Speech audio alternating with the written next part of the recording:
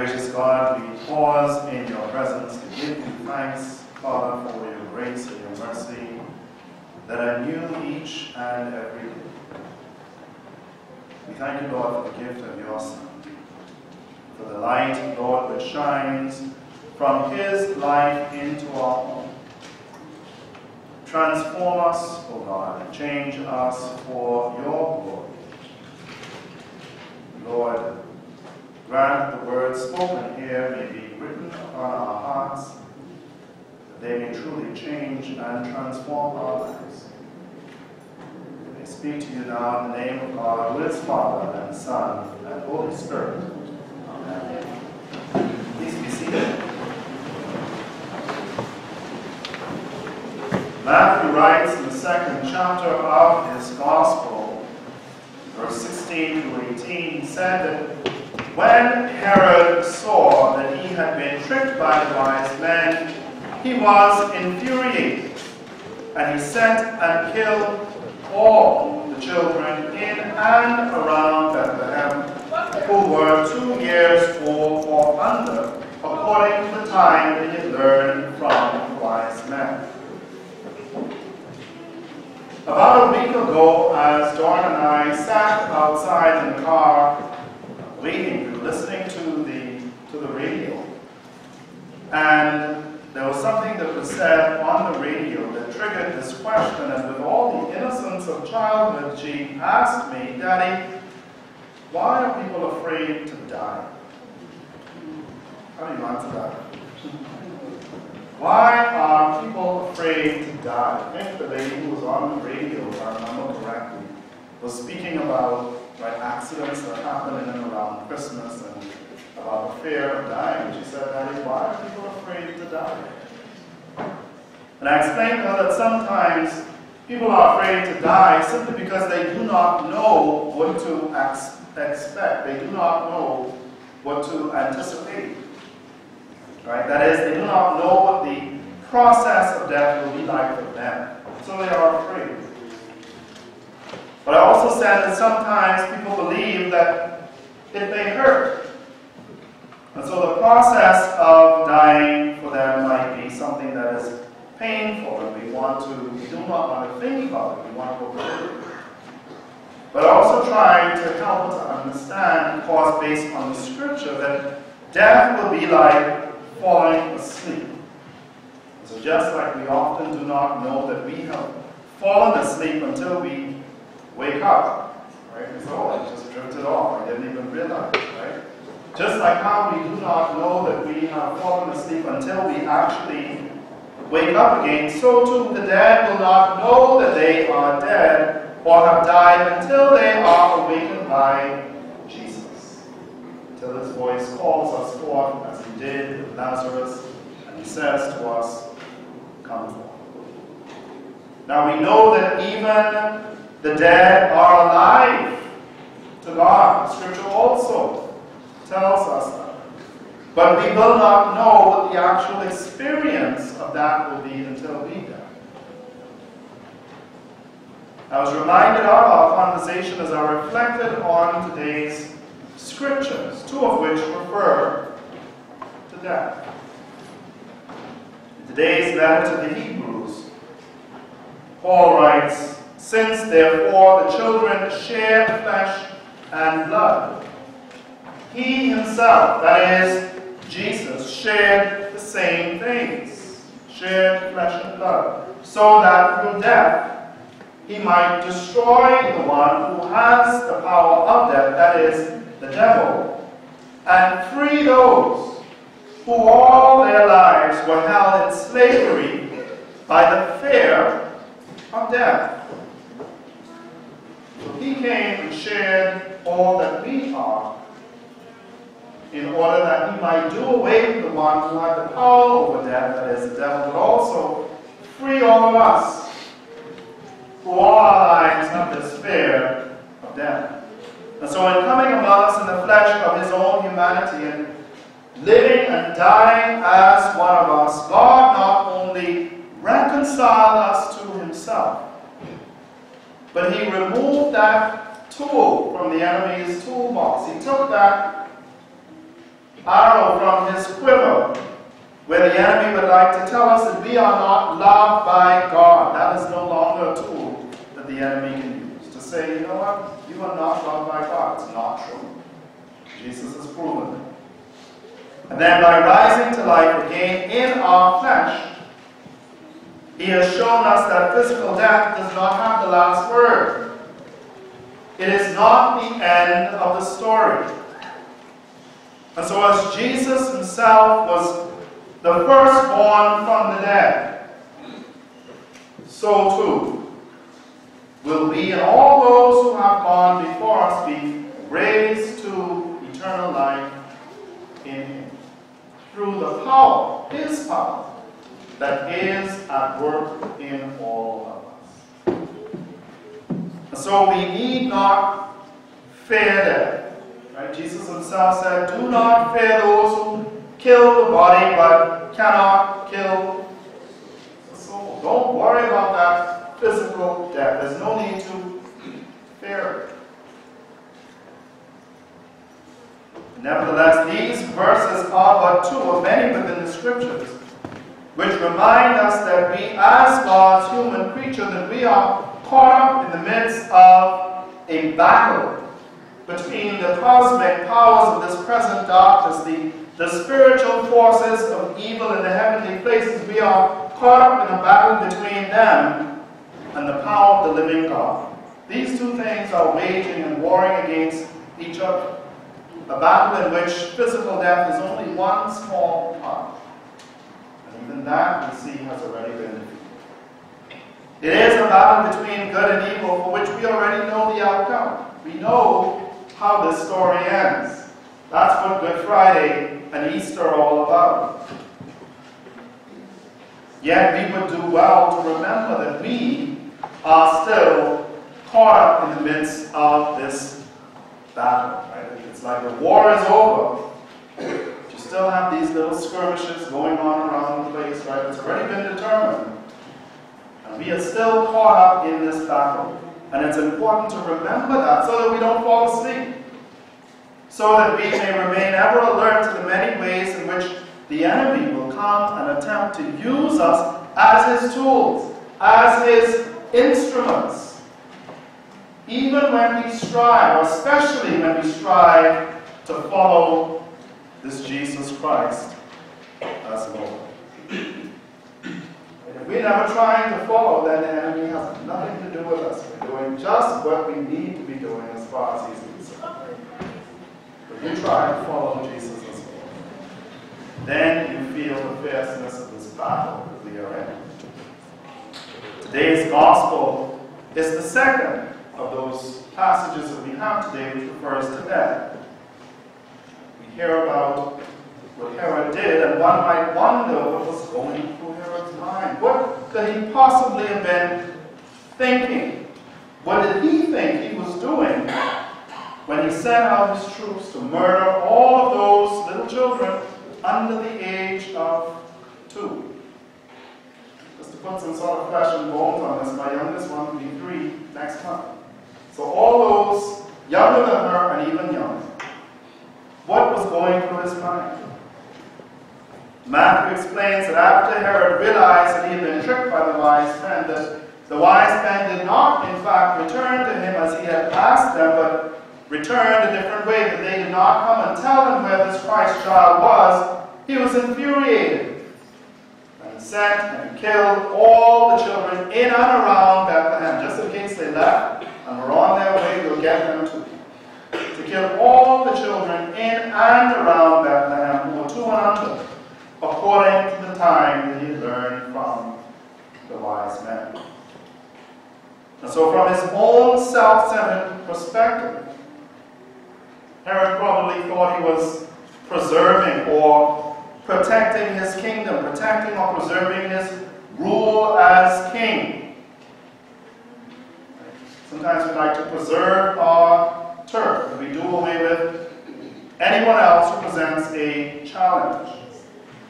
And countless innocent children suffered death because of it, caught up in the midst of this battle between good and evil.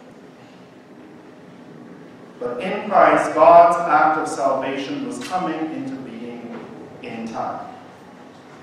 And nothing in all creation could prevent that from coming. Even the evil that we think we do, God will work that out for the good of those who love Him, who are called to His service.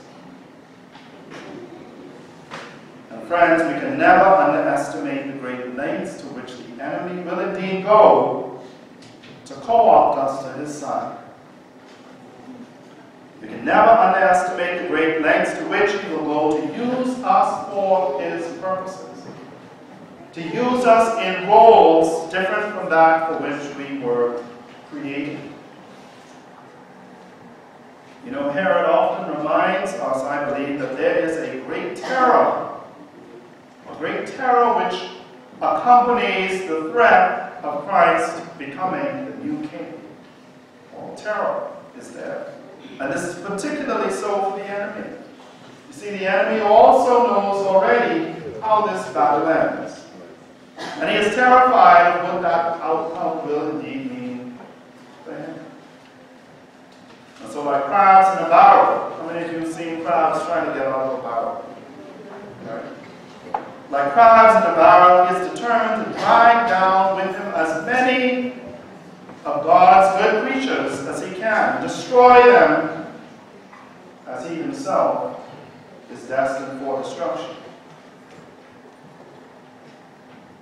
In a book by C.S. Lewis entitled The Screwtape Letters, a senior demon whose name is Screwtape is trying to teach his new nephew, whose name is Wormwood, about the art of tempting the Christian, and in particular, how to keep the new Christian sliding away from the faith.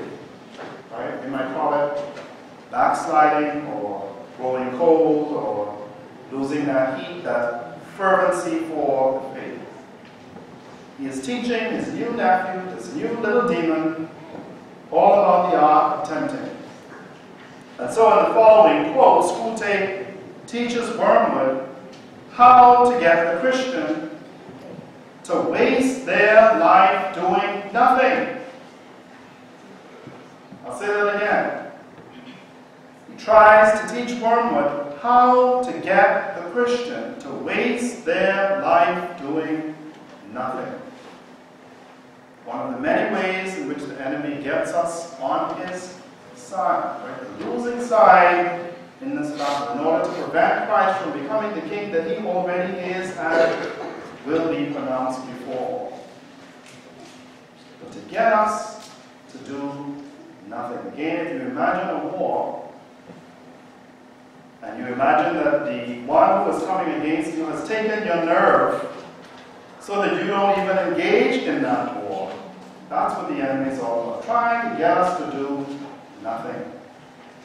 And so Screwtape instructs his nephew as follows, and it is a lengthy quote, but it bears reading. He says, "You can make him waste his time not only in conversation he enjoys with people he likes, but in conversations with those he cares nothing about, on subjects which bore him. He says you can make him do nothing at all for long periods of time. You can keep him up late at night, not enjoying himself, but staring at a dead fire in a cold room, just sitting there, just wasting away. He says all the healthy and outgoing activities which we want him to avoid can be inhibited, and nothing can be given in return. So that at last he may say, as one of my own patients said on his arrival down here," right? That's how the enemy refers to Christians who they get to slide away, patients, right? "One of my own patients who arrived down here, he said, I now see that I spent most of my life in doing neither what I ought nor what I liked. All my life." He says the Christians describe the enemy, that is Jesus, right? They refer to Jesus as the enemy. He says the Christians describe the enemy as one without whom nothing is strong. So Screwtape says to Wormwood, and nothing is very strong. He says, strong enough to steal away a man's best years, not in sweet sins, but in a whole host of mundane thoughts and activities which engage our minds, which engage our bodies, which steal away our times for reasons which we cannot even begin to put our finger on. Screwtape goes on to say, he will say that these are very small sins. And doubtless, like all young tempters, you are anxious to be able to report spectacular works of wickedness.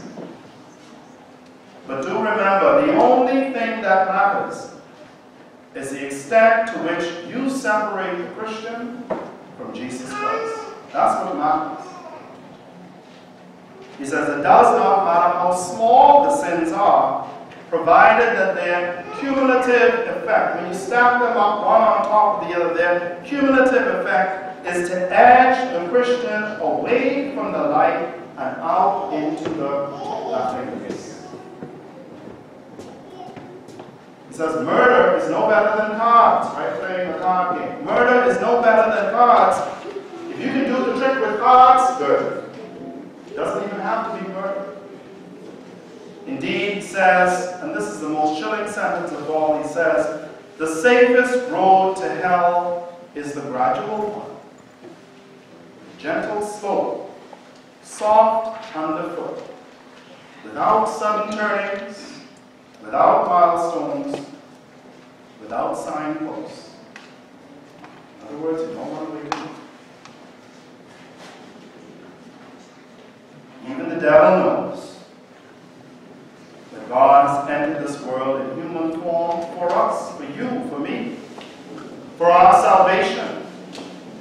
That God has finally come and He has spoken to us on our terms in ways that we can understand. He has shared flesh and blood as we have. He has become like us, His brothers and sisters, in every respect, in order that He might be a merciful and faithful high priest in the service of God to make a sacrifice of atonement for our sins. And because He Himself was tested by what He suffered, He is able to help those, help you and I, who are being tested, even if that test is to do nothing. He is able to help us. And all the enemy can do is to try to distract us from that truth, but it certainly cannot change that truth about who this one is.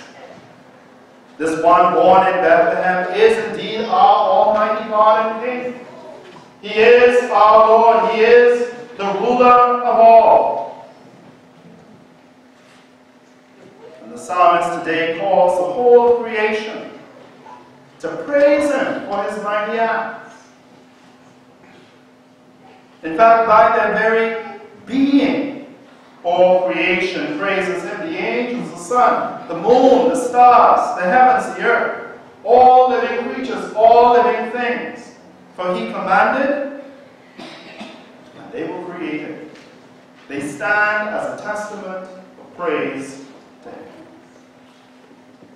And you know, only time will tell which side of this truth, of who this one is, only time will tell which side of this truth we actually stand on.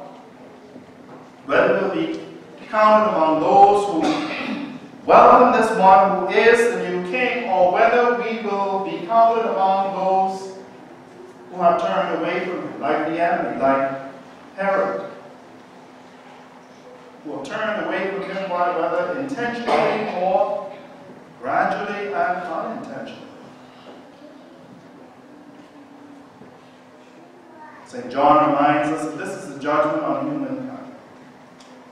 He says, the light has entered the world. But men love darkness rather than light because their deeds were evil.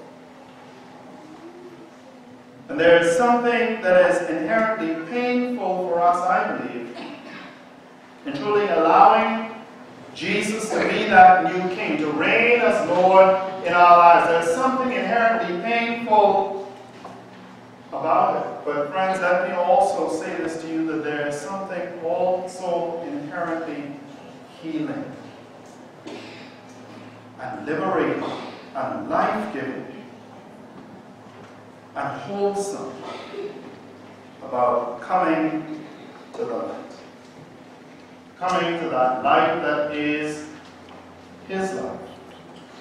Allowing that light to shine in us, to shine through us and into this world. In Him we need not fear. We don't have to fear death. We don't have to fear the enemy. We don't even have to fear one another.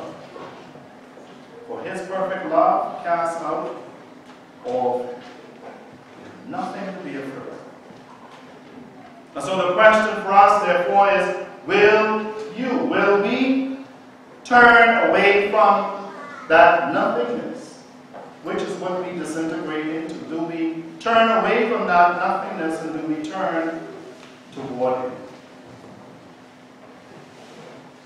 Will you come and bow your life before Him this day, as the shepherds did, as the wise men did, as all creation will do one day? Side of this truth will you be found in sight. Let's pray.